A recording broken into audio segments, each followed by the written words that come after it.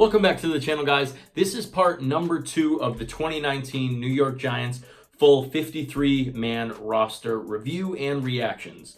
In part 1, we talked all about the defensive side of the ball. In part 2, we're talking all about the offense here. If you didn't see part 1 already, I'll definitely leave that in the annotation above and the description below. So check out that video if you haven't seen it already. Part 2, focusing on the meat and potatoes, the offense. To be honest, on the offensive side of the ball, definitely a few surprises here. Some people I was very high on throughout training camp and in preseason ended up getting cut, and a few guys we actually brought in after those cuts were made.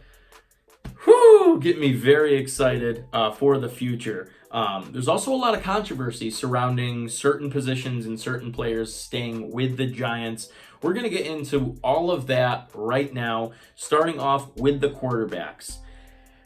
Now, quarterbacks has been a main topic of discussion in New York for many reasons this offseason. Does Eli still have what it takes? First of all, why did they draft Daniel Jones at 6? And now, should Daniel Jones be the starter? And then third, and very strangely, who's going to be the third quarterback? I've never heard more headlines about who should be a third-string player before entering this season, but that was definitely a topic of discussion. To get it started, Eli Manning. I mean, come on. Obviously, Eli Manning has made the team. I know it goes without saying. Of course, he is going to be slated as the QB1 to start off the season. Obviously, didn't see Eli over the course of preseason very often. In the first 3 games, just having one drive. But Eli's a vet. He knows what he's doing. He doesn't need those reps like the other players do. Of course, the Eli question it's been for the past 3 seasons now, is whether or not he still has it. And with the weapons that the Giants have assembled and put in place, and a rookie right on his tail, that question is definitely going to be answered. Then second, of course, Daniel Jones, another obvious player to make the roster here. For the Giants, he was the 6th overall pick in 2019, this past draft. How could he have looked any better this preseason? I mean, obviously going to make the roster regardless, but looked flawless, had over 85% completion percentage in this draft. Whether we see Jones or not is still up in the air at this point. It really does all just hinge on how well or how poorly Eli Manning plays. Then where the controversy starts to step in. Alex Tanney has made the roster, and to this point, he is still on the team. Now, another moment where I can say I told you so because I told you so. I said from the outset that for better or for worse, Alex Tanney is going to make this roster. I mean, tomorrow he could be cut and we could replace him with someone else or a completely different position, but Alex Tanney's made the team, and I said this from the beginning. People all up in arms had an issue about this because of his lack of production and the fact that Kyle Lauletta was simply better, but the fact is, he has more experience in the league. He presents more of a mentor than Lauletta would. And this was just backed up by Dave Gettleman when he had his press conference regarding this. I mean, Eli has to focus on the task at hand, which is winning football games. Eli is our starter. Will he assist in mentoring Daniel Jones and take him along? Absolutely. But his focus is winning games. Eli doesn't think he's done. Eli wants another Super Bowl, obviously. So that's the goal of Eli Manning. He wants to win. So as I said, he will of course assist in helping Daniel Jones, but when Eli's on the field and something happens and Daniel Jones has a question, who's he going to turn to? They need a veteran presence besides Eli Manning in that quarterback's room, and they have that in Alex Tanney. Although he doesn't have the production on the field that maybe we would have liked, and perhaps he's not the most talented guy. He is 31, but he has that knowledge that he's going to pass on. So why everyone was freaking out, I have no idea. I said it from the beginning, and that's that. Of course, with Tanney being on the roster, the cut of Kyle Lauletta, as I mentioned, he did look much more impressive in the preseason. The highlight, of course, being the game-winning touchdown pass to Alonzo Russell, a guy that I will be getting to much later on. After a lot of people had a problem accepting this cut. But it's obvious the Giants believe in Daniel Jones to be the future. Kyle Lauletta, still very, very young, drafted last season out of Richmond. I only hope that the Giants attempted to get something for him in terms of a trade. I know he probably didn't have too much value, but there had to have been a team out there looking for a young quarterback to perhaps back up or develop over time. So I just hope they at least looked into that. But he's going to have a chance to stick it to the Giants as as Kyle Lauletta has signed with the Philadelphia Eagles, their practice squad. So perhaps one day we will see Kyle Lauletta down the line. Now, staying in the backfield, but moving into the running backs room. Of course, Saquon Barkley, the savior of the franchise, was voted actually as a team captain this year by his teammates, which is awesome to see. He's been a leader since day one. Now it's just permanent on the jersey. Obviously, we know the talents. Historic rookie season, but he looks to improve. He looks to do even more for this team. Didn't see him at all in preseason, which, most of us expected that we wouldn't, just because he doesn't need to be taking any more hits than he's going to. He's already going to be a huge part of our offense going into the season, so the less hits he takes, the better. He's going to be more than ready for week 1 in Dallas. So now one of the main storylines that was presented all year, realistically, in regards to running backs was who is going to be backing up Saquon Barkley. So now the Giants brought in quite a few guys with talent to potentially fill that role. But once again, it will be Wayne Gallman. For the second consecutive year, Gallman will back up Saquon Barkley. There was a question early in camp, but down the stretch, Gallman just looked far superior, and some injuries also assisted in this. One guy that benefited greatly, potentially from injuries, was Paul Perkins. Despite a lot of speculation, even from myself, Perkins has made the roster and is currently slated at the number 3 running back position. So now, with Perkins, it gets interesting. So when the Giants drafted him as a rookie, he was initially slated as the starter towards the end of the season. Coming into his next year, very poor performance sent him to the bench. And then all of last season, he missed with a very serious pectoral injury. With the injury and the fact that he was drafted by the old regime, led many, including myself, to believe that he would be cut. But despite all that, he has made the team. He does show that he can still run the football well and catch the ball out of the backfield, so he is still on the roster. Moving forward now, not exactly a running back, but Eli Penny will once again clear the lanes for Saquon Barkley at fullback. Second straight year that he will be in the very glamorous position of fullback for the Giants. But now into some cuts. So John Hillman, the young rookie, after having a pretty impressive preseason, mainly in his first outing where he actually carried the ball 18 times, showing that he can hold that professional load of a running back, but he was cut. Not too much of a surprise here. I didn't really think he would make the roster, but not all bad news for him, as he has been signed to the practice squad for the Giants. So he is someone that we could potentially see down the line. He's still in the facility, still going to develop with the Giants. Now, I did mention that injuries perhaps played a role in Perkins making this team, and this was what I was speaking on. Rod Smith. So now, throughout camp and preseason, it was very competitive between the running backs. Rod Smith at times might have looked the best out of all of them, but an injury did hamper his ability to play, and he has been placed on IR for the beginning of the season. So as it stands right now, the Giants have the 3 running backs, Barkley, Gallman, and Paul Perkins. Eli Penny will be playing fullback. Of course, John Hillman down in the practice squad, and who knows what might happen if Rod Smith does return. Moving right along to those big men up front, those hog mollies. As I've stated in previous videos, realistically, the starting 5 on this offensive line has been obvious since the beginning, since they were all kind of put together. A lot of backup positions were up for grabs, though. But starting with Nate Solder. Solder has been named Giants captain for this season, and he looks to improve on what a lot of people thought was an underwhelming debut season in New York. Especially with the massive contract that we gave him, we definitely want to see more production out of him. He is getting older, but he's still more than capable of holding it down at that left tackle position. Second, the big man out of UTEP, Will Hernandez, is back for his second season with the Giants. Looked pretty impressive in his first year in New York. I mean, he obviously had some growing pains early on, but he's a huge, powerful guard. So hopefully he's able to progress and learn from these more seasoned offensive linemen and become a franchise guard that the Giants drafted him to be. Following him, John Jalapeno, coming off a very serious injury last year, hopes to bounce back. I mean, he really took on a leadership role last year as well. A lot of guys look to him since he has been around. Let's see if he can bounce back from that Achilles injury. I definitely hope so. Center is obviously a very important position. First one to touch the ball. So it's good to have him back on the line.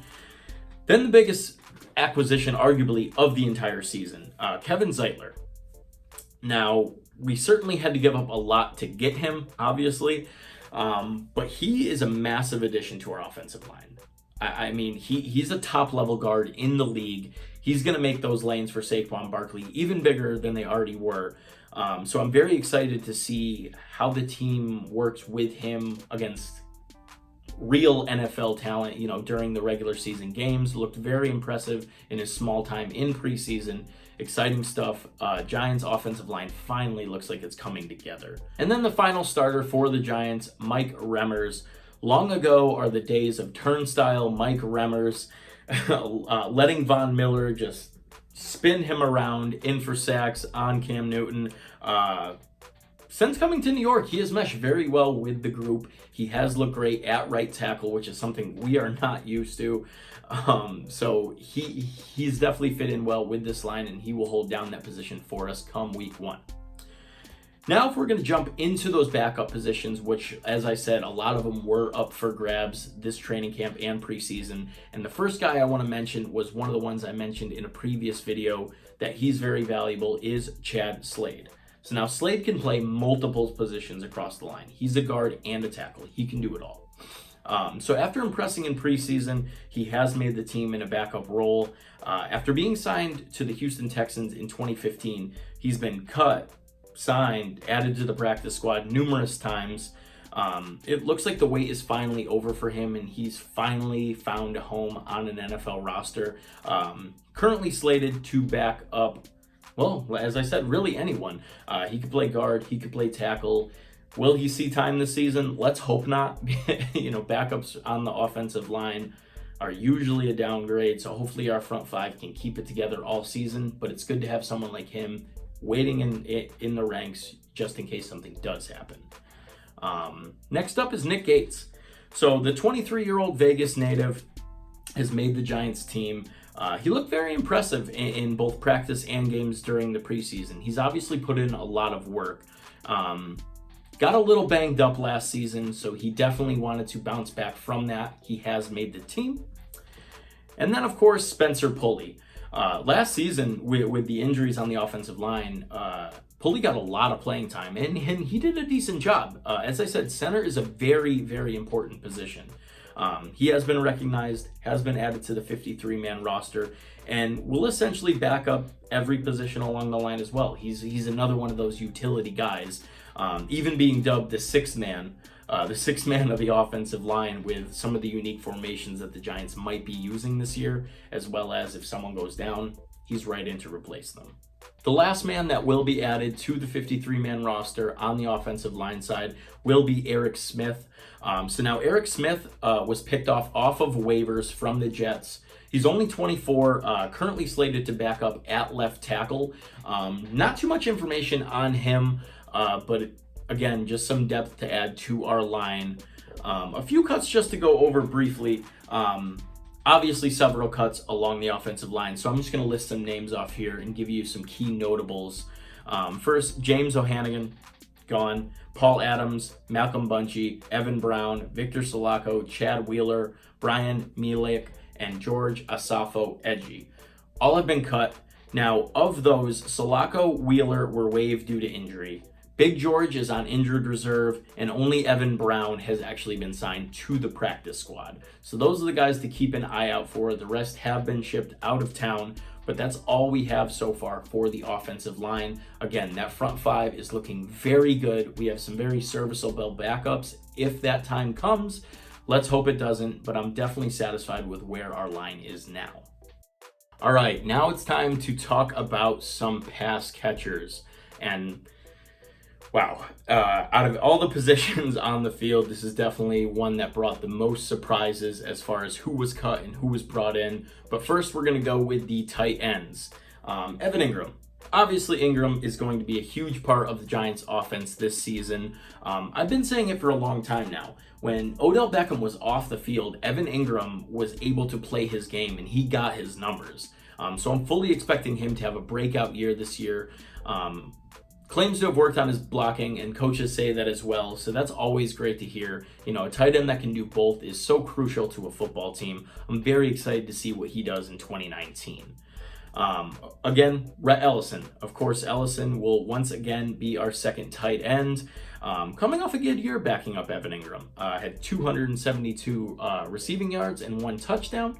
Let's see if he can continue that at the number 2 slot in his second season behind Evan Ingram. Currently slated at tight end number 3 is Garrett Dickerson. After a lot of ups and downs for the Giants in trying to determine who this third tight end will be, they finally decided. Dickerson put in some solid play on tape. I mean, he was able to catch the ball and run with it. He also showed good blocking, so he is currently slated at that third tight end spot. Another pickup for the Giants, currently Eric Tomlinson. The Giants decided to keep 4 tight ends as of right now on the roster and did go with an outside hire. Tomlinson also was signed after the Jets waived him. He is a big dude. 6'6", 265, primarily a blocking tight end, which we'll take all the blocking we can get to help Saquon Barkley break off some big runs. But I'm sure the Giants are going to use him in a similar fashion as they did with the Jets. Those will be the Giants to tie down to start off the season. Of course, many things can change depending upon what occurs here, but that's who will start. But now let's go over a couple of guys that didn't make the cut. First, we have rookie Jake Powell. Looked good at times, but I mean, it was clear down the stretch who the coaches kind of had in mind as far as maybe not making the roster, but at the very least practice squad. Got some playing time, but again, didn't overly impress. One guy I was shocked that was not added to the starting rotation after all the injuries that I'll go over, CJ Conrad. So now Conrad was a highlight for the Giants during training camp. He was seen as one of those hustle player type guys, and he showed the ability both to block and catch and run with the football throughout the 4 preseason games and training camp. He did have a couple of drops, but overall he looked very good. For now, he is staying with the organization, though, as they did sign him to the practice squad. So I'm happy to see we didn't just let him get away, because I do believe he had a lot of talent. And then lastly, Scott Simonson. So now I've had opinions about Simonson, and he's certainly had a very interesting offseason thus far. First of all, he got cut accidentally and then re-signed. Then he had a case of the drops, and then after making his biggest play of the preseason, suffers a sprain, a high ankle sprain, after catching a ball in the end zone from Kyle Lauletta. Currently, he is placed on injured reserve, so we didn't let him go. We definitely want to keep him with the team. Little bit older than Conrad, but he's ready to play now, whereas Conrad may need to develop a little bit. So we do keep him in the organization, but he is on injured reserve to start the season. And now I finally get to talk about what I've wanted to talk about the most out of all the positions on the Giants, both in part 1 and now in part 2, the wide receivers. Now, just to get it out of the way, Golden Tate obviously is going to be a part of the Giants after he serves that 4-game suspension. Going to be a crucial part of our offense. He is going to make the team, of course, but currently he is just suspended, but he will have a major role with the Giants. Another guy that's going to have a major role for the Giants all year is Sterling Shepard. Now, coming into his 4th year with the Giants and coming off one of his best seasons where he actually caught for 872 receiving yards, Shepard's ready to step out of that shadow that Odell cast for so long. Predominantly, he's been put in the slot, still getting his numbers, but he's finally ready for that breakout year that we've been wanting from him. I'm excited to see what he does against Dallas in week 1. It's finally Sterling's time. I'm just excited to see what he's going to do. Next up, Cody Latimer. Now, do not sleep on Cody Latimer. Obviously, was on the Giants last season. Didn't see a ton from him because of the depth we had at wide receiver, and really didn't see too much of him in preseason. But he is a big body guy. He's moved on from, that stigma that there was of him in Denver, that he was more of a return guy and he was on special teams. He's 6'3".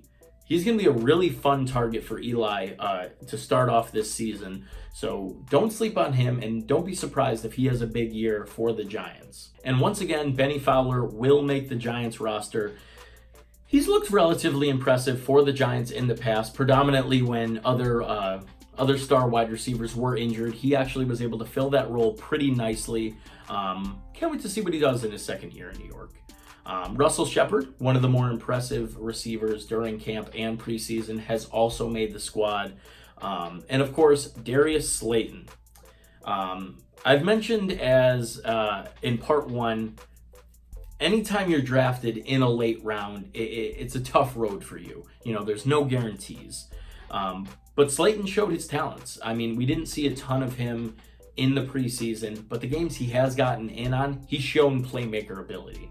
Big catches, beating defenders downfield. He's got the ability to be a big-time wide receiver. He will start on the bench this year, but I really do think he's going to have his moments to shine come regular season. Now, the last receiver added to the New York Giants 53-man roster is Cody Core. So now Cody Core was picked up after he was cut by the Cincinnati Bengals, and he's going to play right away. I mean, he's probably not going to be a prominent starter right away, but he does have some experience in the league. He's another big wide receiver that Eli Manning could definitely take advantage of. So nice pickup by the Giants. But as I alluded to earlier, there were some very interesting and unfortunate cuts the Giants did make. First, Alex Wesley. He was just waived due to injury. Britton Golden. He was actually placed on IR rather than just being cut. As I've mentioned in previous videos, had a really big breakout game against the Bengals, and I really thought if he could stay healthy, he would have a really big role for us in special teams, on that return game. But unfortunately, he is injured, and he will start off the year on IR. Next is Reggie White Jr. Reggie White Jr. I mentioned him in my preview game of the Patriots-Giants, and I said he needed to have a big game to make this roster. Now, would he have even if he had a big game? Most likely not, as you can tell the Giants aren't keeping the biggest wide receiver room in the league, but it definitely would help his case. After having a huge week 1 in preseason, breaking out against the Jets, he kind of just went silent after that and definitely didn't perform in that Patriots game. But the saving grace, he has been signed to the practice squad. That talent is staying in-house, and hopefully he can develop into a superstar. Now, the cut that shocked me the most was a guy I was also very high on, and that was TJ Jones. So now, TJ Jones has been around the league for a while now, mainly with Detroit. I really thought Jones would have a chance to make this roster, not only as a special teams player in the return game, but also as a role player in our wide receiver room. Unfortunately, the Giants didn't think so, and he was cut, and to this point, he hasn't been re-signed. Following him, Alonzo Russell. So now, initially, Russell did make the roster, and after he was waived, presumably to make some room for Cody Core, there was a lot of shock and outrage on Twitter. And, I mean, I get it. For the casual fan who just looks at the box score, he looked great. Especially in week 4, a lot of receiving yards. Of course, the game-winning touchdown. He looked very good in that game. But when you really dive into the numbers, it shows a lot more. He was targeted 15 times. Quarterbacks were obviously told to try and force him the ball and see what he could do with it. And I mean, I know why. 6'4", 205. He's a big guy. He's a huge receiver, a big target. But when you're thrown the ball 15 times, you should have that stat line. So I'm not overly shocked by this move. He was cut, and he, to this point, has not been picked up yet. So now, with that release happening, not many teams would let go of a 6'4", 205-pound wide receiver threat if they didn't have a backup plan. But oh boy, did the Giants have a backup plan. The New York Football Giants have signed David Sills to the practice squad. Now, if you don't know who David Sills is, I'll inform you. Don't worry. 6'4.5", 215-pound monster wide receiver out of West Virginia. Now, the duo of himself and Gary Jennings put Will Grier in West Virginia on the map. He's a guy that can beat you downfield, also beat you over the top. He is a massive wide receiving threat. Now, he's going to start off this season on the practice squad. He was undrafted this past draft in 2019, which initially shocked me. I couldn't believe it. Buffalo ends up picking him up as a free agent, and then they let him go. Looking at his production in preseason, it wasn't overly impressive, but watching him at West Virginia and just his physical traits, it's clear that he's a very talented guy, and I'm expecting him to play a role in the Giants, even though he is starting off at the practice squad.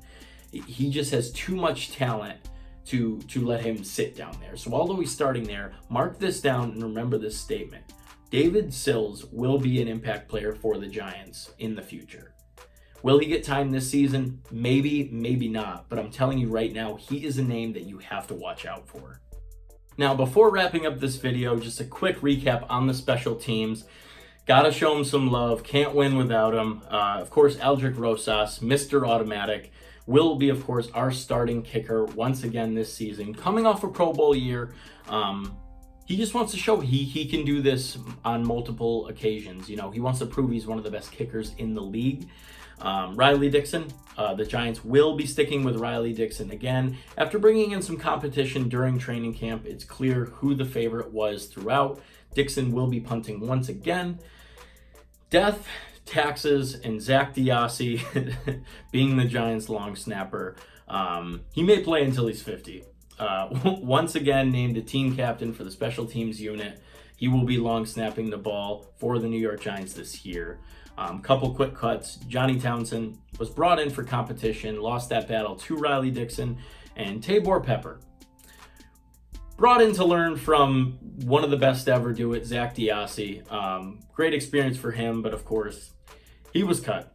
That's really it for the special teams unit. But that's all I got for you today, guys. This is part number 2 of the full 2019 New York Giants 53-man roster review and reactions. Of course, I said part 1 was all on defense. That'll be in the description and up there. So definitely check that out if you watch this video first. This is a fun one to make. Giants made some interesting moves, brought in some very interesting people also. I'm just looking for football. I cannot wait to play the Dallas Cowboys this coming Sunday. That'll be a 4 o'clock game in my time zone. Of course, I'm on the Eastern time zone. Very excited for that ball game. I'm just happy football counts again. Looking forward to the regular season. A few things to look out for the rest of the week. Of course, new episodes of Madden 20 New York Giants franchise to come in the following days. And then, of course, my pre-game top 5 things to watch for against the Dallas Cowboys will be coming as well before that game kicks off on Sunday. I hope you guys enjoyed this video, again, and the last one as well. I hope you enjoyed the breakdown. If you did, please leave a like. Subscribe to the channel if you haven't already. You know it means the world to me. I'll see you in the next one, guys. Have a great day.